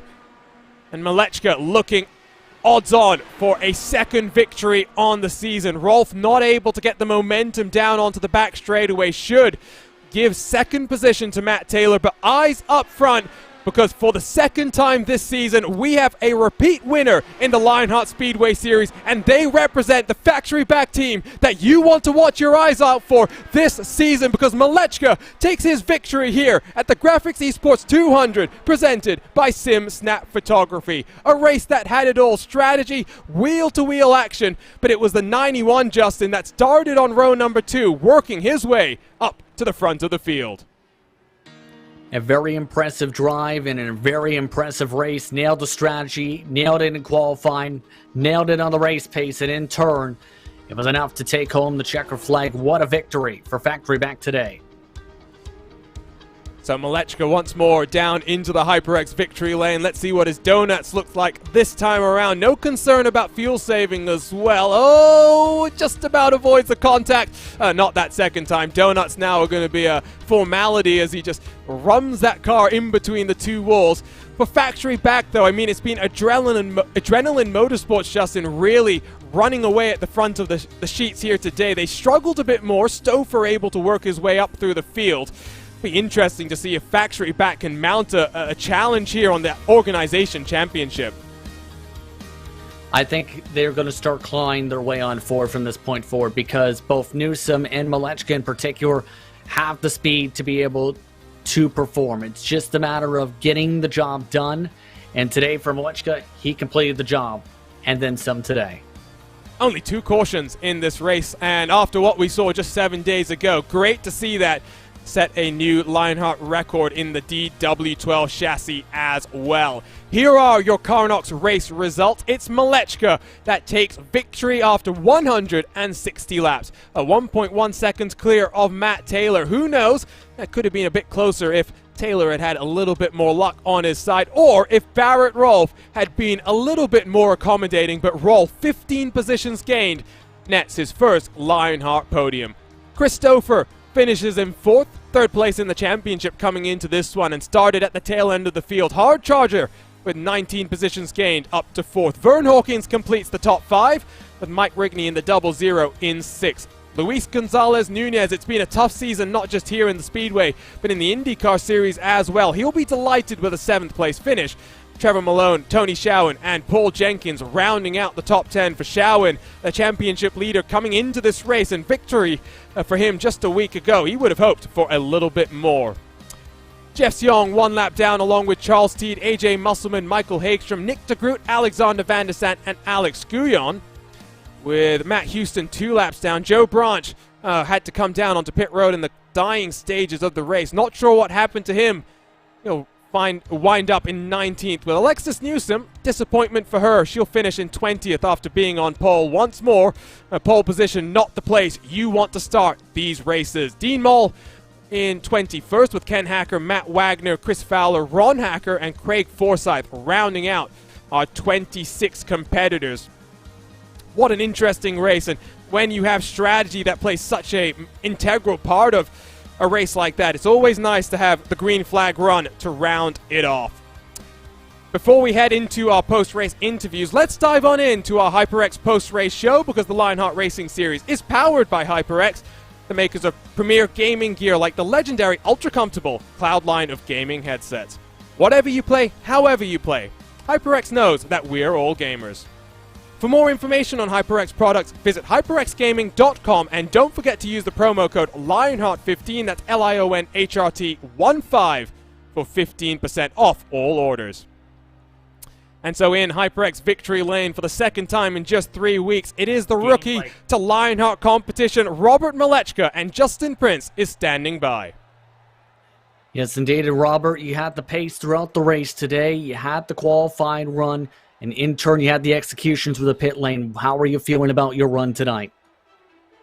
Pretty good. Yeah, that first, half race, I was kind of just, buying my time, keeping it clean, and then when it mattered, was able to gain some time on pit road and kind of coasted home from there.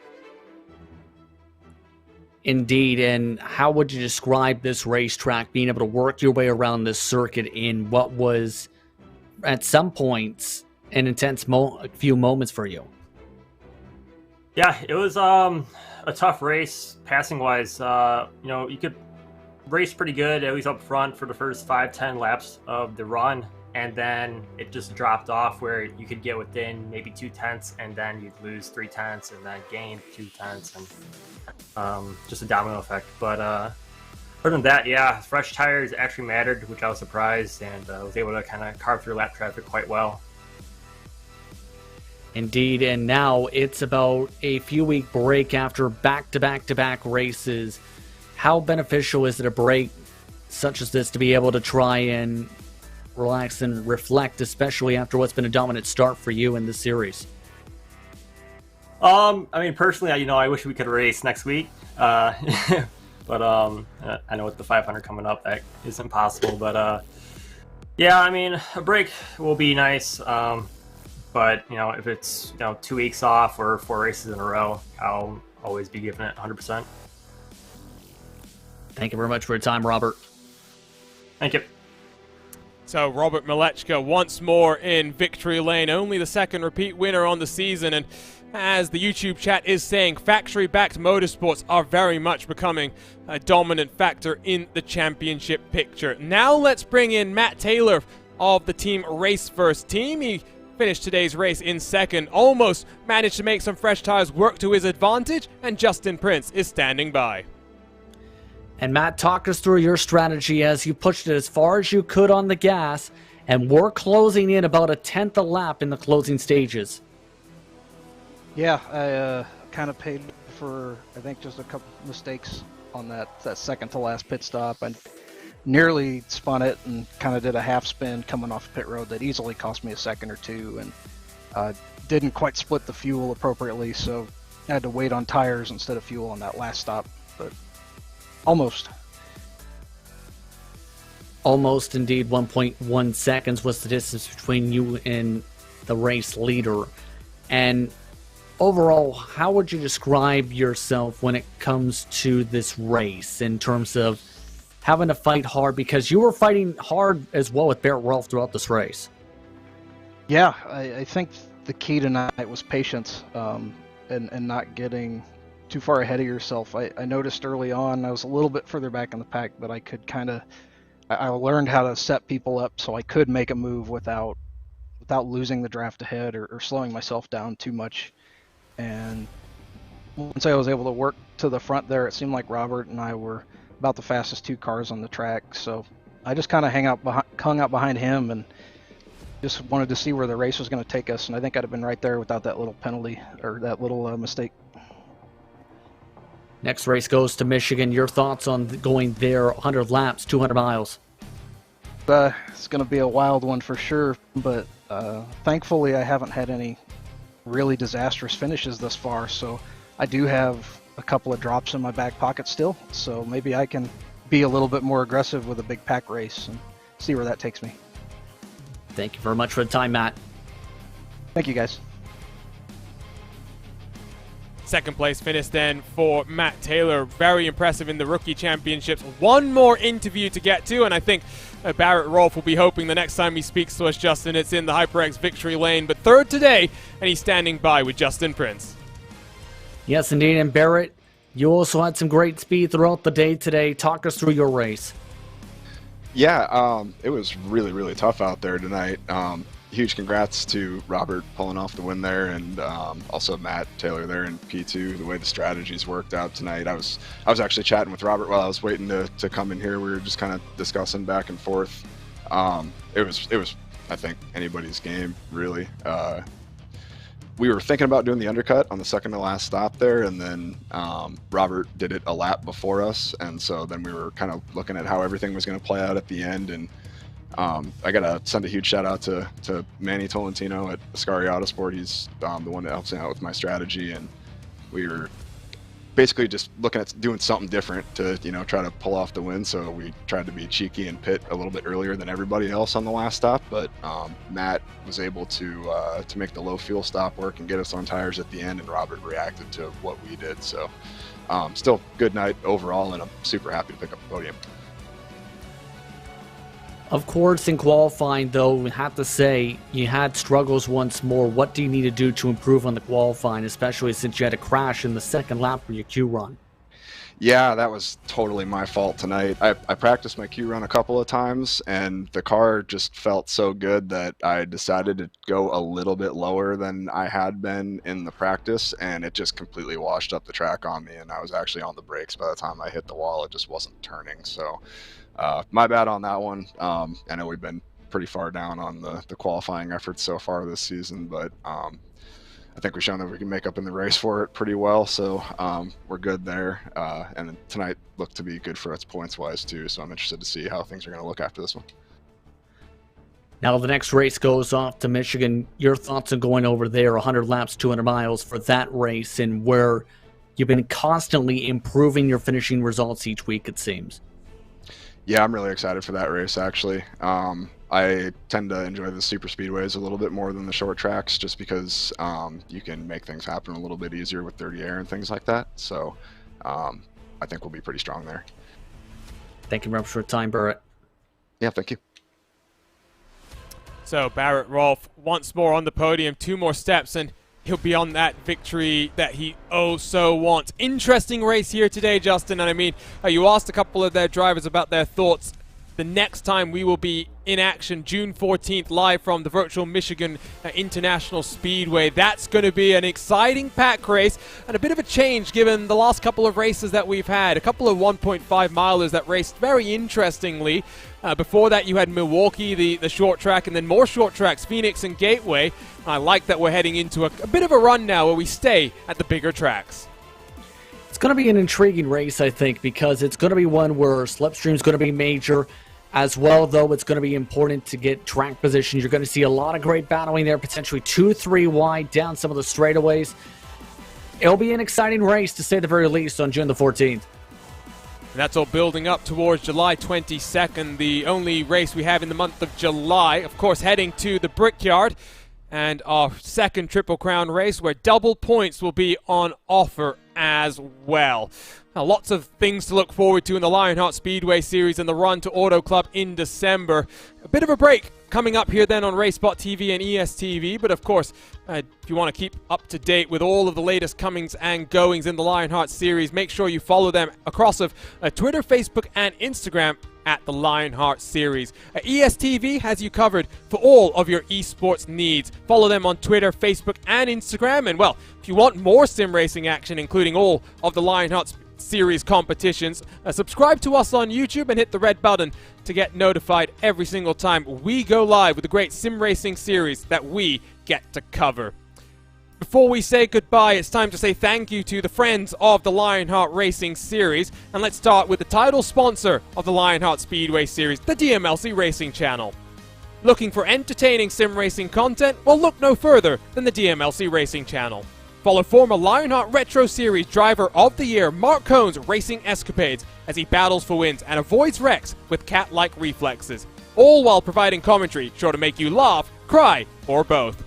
Follow along by subscribing to the DMLC Racing Channel on YouTube and like his Facebook page at the DMLC Racing Channel. The Lionheart Racing Series is powered by HyperX, makers of premier gaming gear like the legendary Ultra Comfortable Cloud line of gaming headsets. Whatever you play, however you play, HyperX knows that we're all gamers. For more information on HyperX products, visit hyperxgaming.com and don't forget to use the promo code Lionheart15, that's LIONHRT15 for 15% off all orders. The Sim Experience AccuForce Pro V2 is the premier professional simulation racing steering system. The key to its incredible realism is the groundbreaking direct drive motor control system, providing a driving experience that's second only to the real thing. For more information on the entire Sim Experience ecosystem, visit simexperience.com.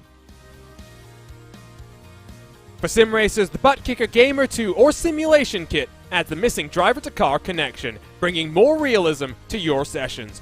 By accurately responding to in-game audio, you can feel the track like never before, providing increased vehicle handling and faster lap times. Are you ready for the most immersive experience in sim racing? Well, for more information, visit thebuttkicker.com and don't forget to use the promo code LION2021 for 20% off all orders. Minus 273 is the premier name in karting gloves. Your industry-leading gloves are super loud. Whether you're a kart or sim racer, Minus 273 gives you the control to reach victory lane. For more information on Minus 273's full line of gloves and apparel, visit minus273.biz. Don't forget to also use Minus 273 LHRS15 for 15% off orders. Not just those names, but so many more that power the Lionheart Racing Series. To learn more about the names up on your screen, visit the LionheartRacingSeries.com website, where you can also find the latest comings and goings of all three competitions that the Lionheart sanctioning body puts on. We will have a bit of a break then as we head into the month of May and trackside activities at the Brickyard. Of course, the Indy 500 is coming up, not just in the real world, but here on the iRacing service as well. You can catch uninterrupted coverage of the 12th annual iRacing Indy 500 this coming Saturday, May 22nd at 1 p.m. Eastern, 10 a.m. Pacific. All live on RaceBot TV, and we're delighted to once more be featuring some of the best IndyCar action across the iRacing service. For more Lionheart competition, though, don't look too far. This coming Wednesday, the Lionheart IndyCar Series heads to Mid-Ohio, a track where only champions have won before. No previous race winners are in the field. There will be a new race winner. Will they be a champion? You can find it all live on RaceBot TV. My name is Arjuna Kankipati. I've been joined, as always, by Justin Prince for an action on Monday nights. TV cameras brought to us by Istvan Ballo and TrackCams22.com, as well as the additional car cameras you've seen in today's action. Live timing and scoring powered by our friends at timing71.org, where you can follow along with the best in the real and virtual worlds of motorsports using their world-class suite of data analysis tools. Lots more action to come then on RaceBot TV, and we hope you'll join us for all of it. For now, so long and goodbye, and enjoy the rest of the month of May.